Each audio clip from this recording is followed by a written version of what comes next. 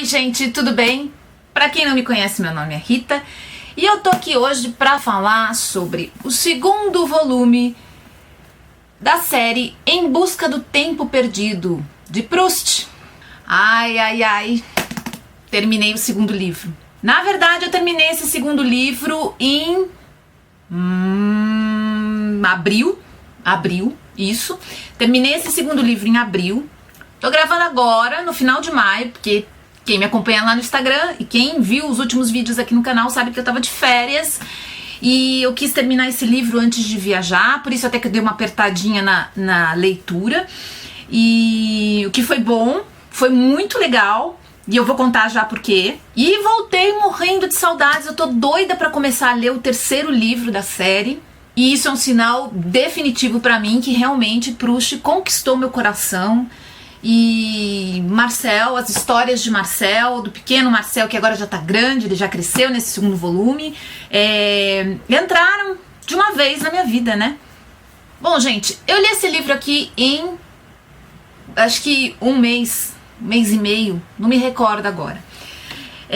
Foi uma leitura muito mais leve do que o primeiro volume, tá? E aí é uma dica já pra quem tem dificuldade com Proust, que tá sentindo que não tá muito arrastado.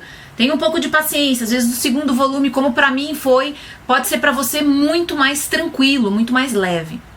E eu não sei aí se realmente o texto é mais leve ou se eu me acostumei com a maneira como ele foi escrito. Mas a verdade é que esse livro aqui, ele fala sobre assuntos e sobre temas mais simples do que o anterior. Quando eu digo mais simples, não é que o anterior era muito profundo, não é isso. Mas o anterior falava muito sobre Swann, falava muito sobre Odette, né? Falava muito sobre a família, quer dizer, era um pouco mais complexo, tratava mais de adultos, né? Vamos dizer assim. Aqui não, aqui a gente vai ter um pouco mais da história do Marcel, que, como eu disse no começo, tá crescendo, ele já não é mais uma criança, né? E a gente vai ter então uma história dividida em duas partes. A primeira parte desse livro mostra pra gente Marcel e sua família, seu pai, sua mãe, e vivendo em Paris. E aí, pra quem acompanhou as minhas férias pelo Instagram, sabe que eu estive alguns dias em Paris no finalzinho da minha temporada de viagem, e eu fiz questão de visitar e de passear em alguns lugares que Marcel fala nesse livro. E, gente, isso é incrível, é muito bacana. Você visitar lugares que realmente existem e que você viu a importância desses lugares para as pessoas que o Marcel, o próprio Marcel, como ele fala no livro, né? Essa primeira parte do livro, Marcel se apaixona pela primeira vez. Ele conhece Gilbert. Gilbert, na verdade, ela é filha de Swann e de Odette, que se casam, né? Obviamente tem uma filha, e ela é a grande paixão, o grande amor da vida desse comecinho de vida amorosa de Marcel, tá? E essa primeira parte mostra pra gente a rotina de vida dele, como era ir passear no parque, no Champs-Élysées, encontrar com os amigos, encontrar com Gilbert, começar a fazer parte da família, das visitas, né? E aí tem um relato muito interessante, mas muito interessante mesmo, sobre a sociedade francesa nesse início de século XX. Como era a rotina dessas pessoas da aristocracia. E aí eu vou tentar colocar umas fotos, não sei se aqui do lado ou se eu vou entrar durante o tempo que eu falo aqui, algumas fotos de um palacete da aristocracia do início do século XX, que eu tive a oportunidade de conhecer nessa minha visita em Paris, e eu fiz isso muito pensando em todo esse clima que eu passei semanas envolvida aqui, quando o Marcel nos conta sobre a vida dessas pessoas, né? Como elas recebiam, onde elas moravam, o que elas faziam, como elas se divertiam, enfim. É um relato social de uma época, obviamente de uma única camada da sociedade. A gente sabe que existiam muitas outras, mas o Marcel conta pra gente aquela camada que ele tem contato. E, gente, isso é de uma riqueza sem tamanho. A gente acaba se envolvendo, acaba entrando nesse universo, nesse mundo muito rico de experiências que o Marcel tá descobrindo e a gente tá descobrindo junto com ele. A parte desse livro, nós vamos, junto com o Marcel, realizar um sonho dele. Ele tem o sonho de conhecer Baalbek, de conhecer a cidade, né, histórica, com a igrejinha, enfim. Baalbek é uma cidade litorânea, tá? Onde normalmente a aristocracia rica francesa vai durante o verão, primavera, enfim, na época de tempos melhores, procurar se recuperar a saúde. Como a gente sabe já do primeiro volume, Marcel é uma criança um pouco adoentada. Então, existe essa preocupação constante dele estar em ambientes que favoreçam a sua saúde.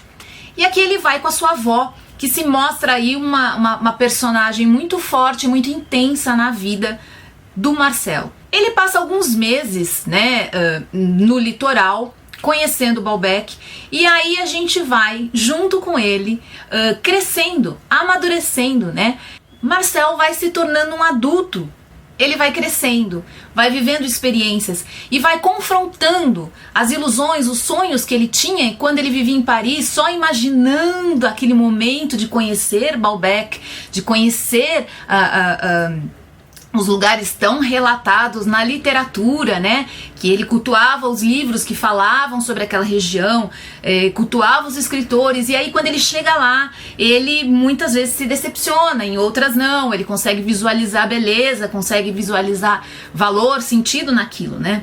E isso é muito interessante, a gente embarca junto com ele nesse movimento de descoberta, de novas descobertas, de novas maneiras de ver o mundo já com um olhar mais maduro. E é em Baalbek que ele acaba meio que esquecendo um pouco essa primeira paixão dele pela Gilberte e começa a conhecer outras garotas.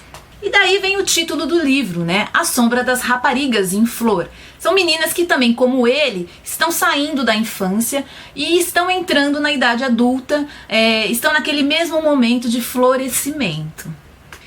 E é muito, muito, muito bonito a maneira como Proust relata essas criaturas, esse momento dessas criaturas, assim, sabe? Existem várias meninas, mas a principal delas é Albertine, que a gente sabe que vai ter um papel muito importante ao longo de toda a série de livros, né? E é incrivelmente belo, é de uma poesia, de uma singeleza tão grande a maneira como ele relata o encantamento e o não encantamento também ao mesmo tempo, né? De Marcel por Albertine. Bom, esse é um livro que a gente tem, como eu disse, esse processo de amadurecimento, né, esse abandono da infância, entrada no mundo adulto do Marcel, ele é acompanhado de vários questionamentos. São questionamentos que, obviamente, fogem muito dos nossos questionamentos hoje. Até porque o universo que o Marcel vivia era muito diferente, era um universo aristocrático.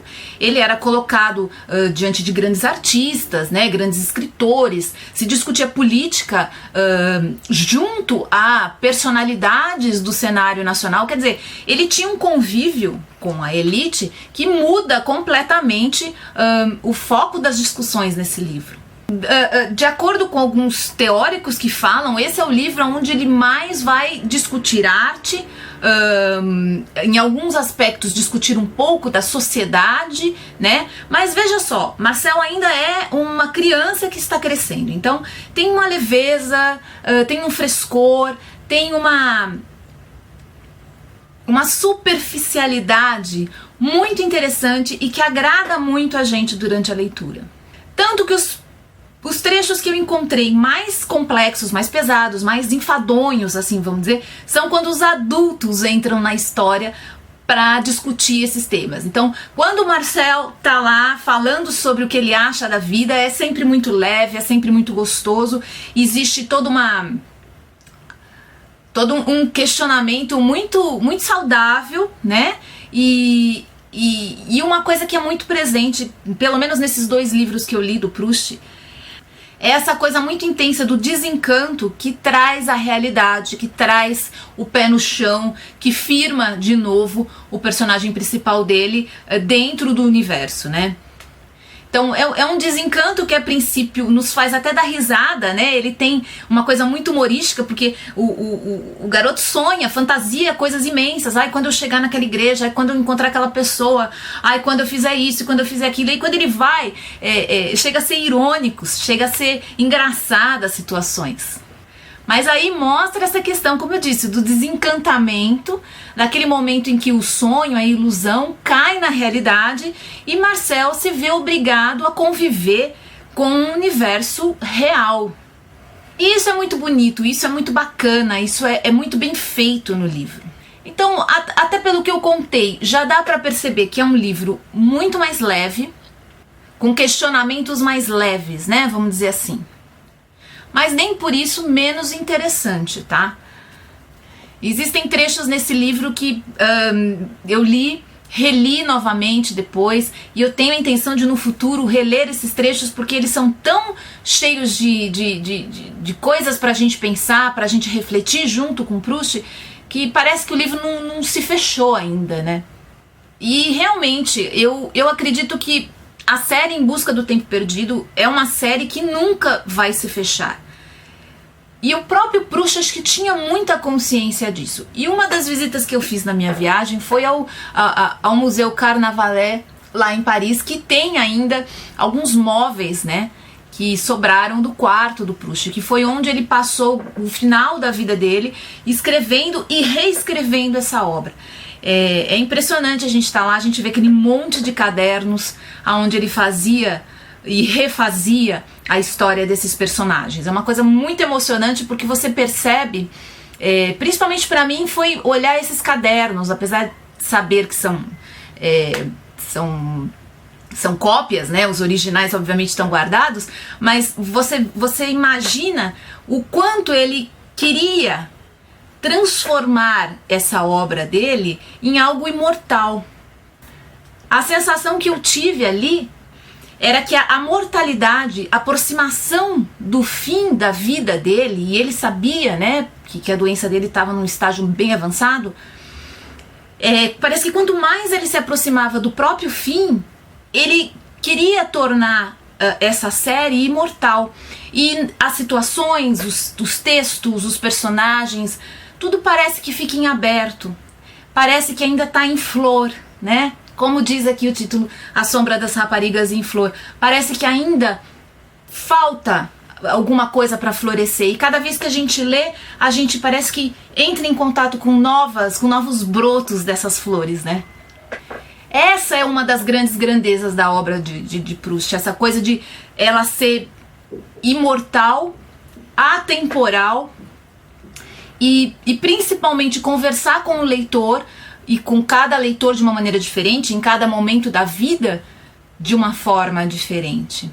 Eu fico me imaginando, sei lá, com 80 anos lendo essa obra, com 20, se eu tivesse chegado aqui, enfim, cada momento que eu me imagino revendo e relendo essa história vai ter um impacto completamente diferente. Vamos falar sobre um assunto que todo mundo fala. Proust não é um texto fácil, ele não é uma leitura que você faz, sabe, você senta ali esperando o dentista e lê um capítulo. Não é exatamente assim. Veja só, não é um texto complicado. Ele não usa palavras difíceis, as frases não são elaboradas de maneira surreal, entendeu? Não é nada disso. É que Proust, nessa tentativa de imortalizar os momentos e de transformar aquilo numa possibilidade infinita, nossa, agora acho que entrei na metafísica até, né? Mas nessa tentativa, ele detalha muito as coisas. Ele acaba esmiuçando não só o momento, não só o ambiente, não só a atmosfera, mas também os sentimentos, as sensações, os pensamentos. Quer dizer, fica uma série de informações muito grande. Muitas vezes tem parágrafos do Proust que duram 2 páginas. E eu não tô brincando, gente. Se vocês abrirem qualquer livro, vocês vão ver. São parágrafos que duram 2 páginas. Isso pode cansar? Pode, mas eu garanto que nessa altura que eu tô aqui já no segundo livro, você começa a não perceber mais. Você já entrou no fluxo, você já tá surfando junto com o Proust nessa viagem dele de eternizar os momentos. Eu não sei quanto aos outros leitores, mas para mim essa experiência tá sendo fundamental até para revisitar a minha história de uma maneira mais proustiana, vamos dizer assim. Talvez revisitar de uma maneira mais observadora, mais de fora, sabe? Não sei se é exatamente isso, mas é uma obra que sem dúvida não tem como a gente ler, não se identificar e não trazer para dentro da nossa vida e da nossa experiência um pouco do que a gente aprende com ele. Mas é isso, gente. Falei pra caramba. Eu espero ter conseguido colocar as fotos aqui que eu fiz desses lugares que eu visitei. Ficou muito lugar que eu gostaria de ter ido. E é aí uma coisa que vale muito a pena para quem se tornou fã, para quem tá lendo a série. É impressionante como isso aqui começa tudo a fazer um sentido maior ainda, né? Deixei aqui para vocês o meu relato, a minha experiência de leitura do segundo volume da série Em Busca do Tempo Perdido, A Sombra das Raparigas em Flor.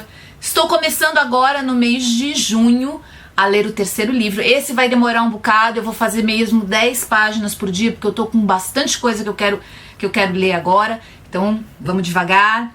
Vou voltar a ler as minhas 10 páginas sagradas diárias e queridas de Proust por dia. E é isso. Eu espero que vocês tenham gostado. Deixem aí embaixo seus comentários se vocês também leram esse livro, estão começando a ler, estão se interessando por Proust.